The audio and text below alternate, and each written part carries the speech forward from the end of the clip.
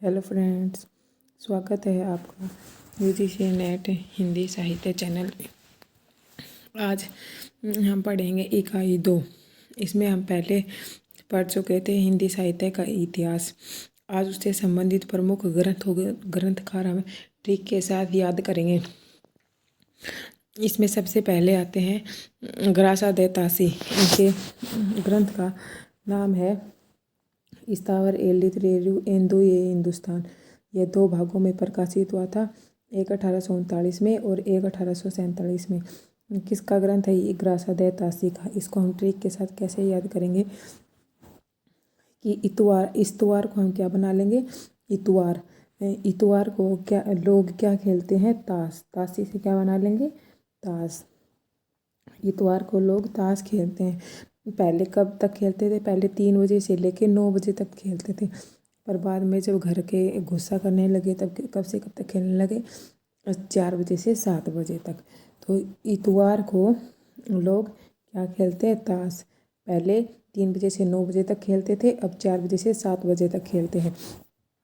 याद हो गया ना? अब इसको 2 बार रिपीट करोगे तो आपको ये याद हो जाएगा। उसके आगे हम याद करेंगे भाषा काव्य संग्रह। भाषा काव्य संग्रह 1873 ईस्वी में किसका है? महेश दत्त शुक्ल का। काव्य का संग्रह किसने किया था? महेश दत्त ने। कब किया था? 1873 ईस्वी में। यह हिंदी में लिखा गया पहला इतिहास ग्रंथ है, यह आपको ध्यान रखना है। उसके बाद आता है शिव सिंह सरोज। शिव सिंह सरोज ग्रंथ है, किसका है? शिव सिंह सेंगर। ये तो याद ही रहेगा, शिव सिंह सरोज, शिव सिंह सेंगर, सेम है। अभी इसमें हम याद करेंगे 2 बार 8 आता है और एक बार सै कितनी बार आता है? 3 बार। तो 3 8 2 बार फिर 3 सै कितनी बार आता है? 3 बार। उसके बाद हम आगे पढ़ेंगे the modern vernacular literature of Hindustan. Hindustan में लिखना इधर भूल गई। जॉर्ज गिरेसन। किसका है ये? जॉर्ज गिरेसन का है ये ग्रंथ। हम इसको कैसे याद करेंगे? जो अंग्रेज़ थे वो बहुत मॉडर्न बनते थे, पर हिंदुस्तानी ने उन्हें कहा कि तुम एक लिटरेचर लिखो। वो उनसे नहीं लिखा गया, तो हिंदुस्तानियों ने कहा कि तुम हमारे पैरों में गिर जाओ। कब गिर जाओ? 8 बजे से लेके सुबह 8 बजे से लेकर रात को 8 बजे तक, फिर अगले सुबह दिन 8 बजे तक, मतलब 8 बजे से 8 बजे तक तुम बड़े मॉडर्न बनते हो तो इस पर एक तुम्हें हम एक लिटरेचर लिख के दिखाओ। उनसे लिटरेचर नहीं लिखा गया, तो हिंदुस्तानियों ने उनसे क्या कहा कि तुम हमारे चरणों में गिर जाओ। कब तक? 8 बजे से लेके 8 बजे तक। उसके बाद आता है हिंदी कोविद रत्नमाला, श्याम सुंदर दास की। रत्न की माला हम किसे पहनाते हैं? श्याम को, क्योंकि उन पे वे बहुत सुंदर लगती है। रत्नमाला हम किसे पहनाते हैं? श्याम को, क्योंकि वह उन पर बहुत सुंदर लगती है। कब पहनाते हैं? बचपन में भी पहनाते थे, जब वो 9 साल के थे तब भी पहनाते थे, और जब 14 साल के थे तब भी वे पहनाते थे। उसके बाद आता है मिस्र बंधु विनोद। ग्रंथ का नाम है मिस्र बंधु विनोद, और किसने लिखा था? मिस्र बंधुओं ने। ये मिस्र बंधुओं ने लिखा था। ये 3 भाई थे, मिस्र बंधु 3 भाई थे। इनका कब प्रकाशित हुआ था? 13। अब इसको हम कैसे याद करेंगे कि 3 भाई थे, तो उन्होंने कहा कि हम एक ग्रंथ लिखते हैं, 13 मेरा नहीं करते हैं, एक ही लिख देते हैं जो 13 रहेगा ना, मतलब हम सबका रहेगा 13 में। ये इसके 4 भाग थे, 2 बार प्रकाशित हुआ था। एक इसके पहले 3 भाग 1913 में प्रकाशित हुए थे, और इसका जो चौथा भाग था 1934 में प्रकाशित हुआ था। कब प्रकाशित हुआ था? 1934 में। ब्रज माधुरी। उसके बाद आता है ब्रज माधुरी सार 1923 में, वियोगी हरि का। इसको हम कैसे याद करेंगे? अगर हम 23 साल की उम्र में भी ब्रज में जाते हैं तो भी हम वहाँ जाके वियोगी हो जाएंगे। ब्रज में जाने वाले सभी वियोगी हो जाते हैं। उसके बाद हिंदी साहित्य विमर्श पद्मलाल पुन्नालाल बख्शी। पद्मनाल पुन्नालाल जो बख्शी थे, उन्होंने 23 साल की उम्र में ही हिंदी साहित्य पर विमर्श आरंभ कर दिया था। उसके बाद हिंदी भाषा का विकास 1924 में श्याम सुंदर दास ने लिखा था। उसके बाद कविता कौमुदी राम नरेश त्रिपाठी। और हिंदी साहित्य का इतिहास, ये बहुत ही इम्पोर्टेंट है। हिंदी साहित्य का इतिहास किसने लिखा था? रामचंद्र शुक्ल ने लिखा था। रामचंद्र शुक्ल के द्वारा जो ये इतिहास ग्रंथ लिखा गया था, ये बहुत ही प्रसिद्ध ग्रंथ है। यूजीसी नेट की अगर आप तैयारी कर रहे हो तो आपको इनका यह ग्रंथ अवश्य पढ़ना चाहिए। यहाँ से हमेशा क्वेश्चन आता है, 1-2 क्वेश्चन तो डायरेक्ट इन्हीं के में से आते हैं और उनके कथन भी बहुत पूछे जाते हैं। उसके बाद आगे हम देखेंगे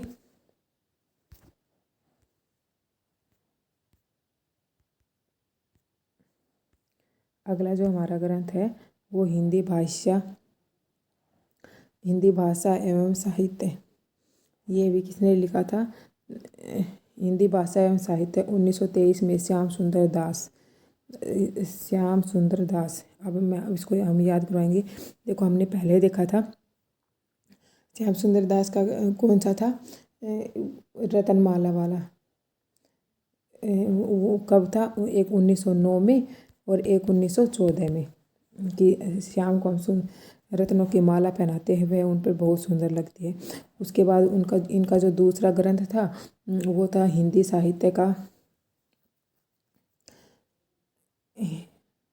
हिंदी भाषा का विकास।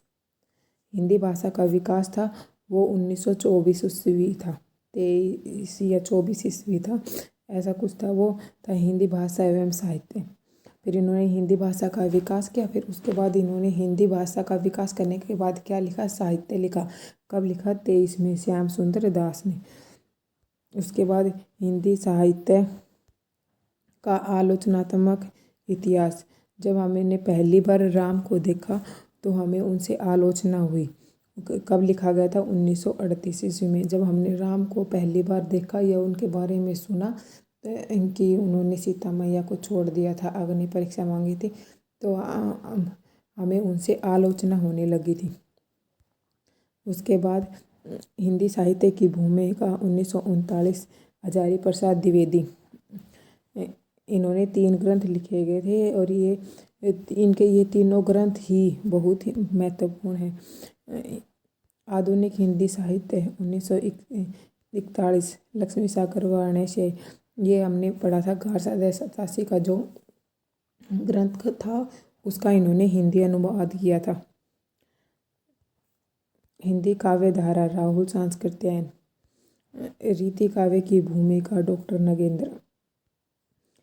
नगेंद्र ने कोई भी इतिहास ग्रंथ नहीं लिखा, पर रीति काव्य की भूमिका डॉक्टर नगेंद्र ने लिखी थी।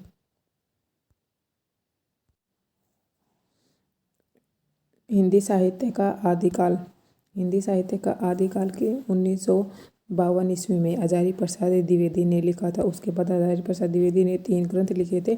इसमें हिंदी साहित्य उद्भव और विकास 1952 में हजारी प्रसाद द्विवेदी ने, ये दोनों तो 1952 में लिखे थे। जो भूमिका लिखी थी वो कब लिखी थी? 1940 ईस्वी में।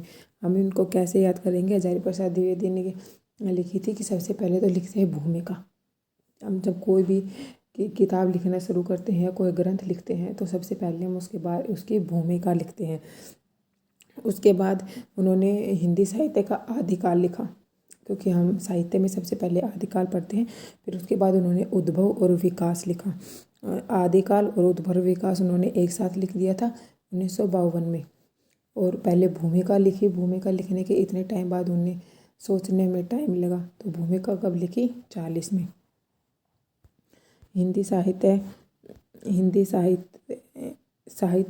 साहित्य का इतिहास दर्शन 1960 में ननी विलोचन शर्मा।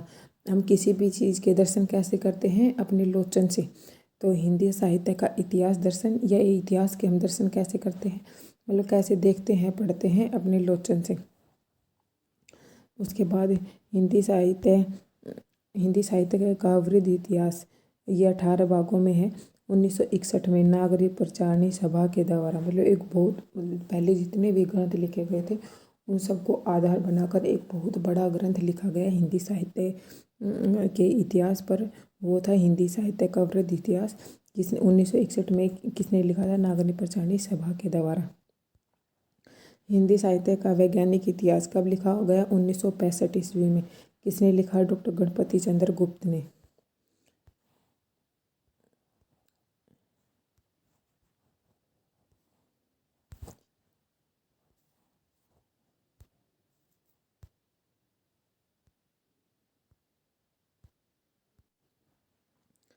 उसके बाद हिंदी साहित्य का वैज्ञानिक इतिहास 1965 ईस्वी में किसने लिखा था?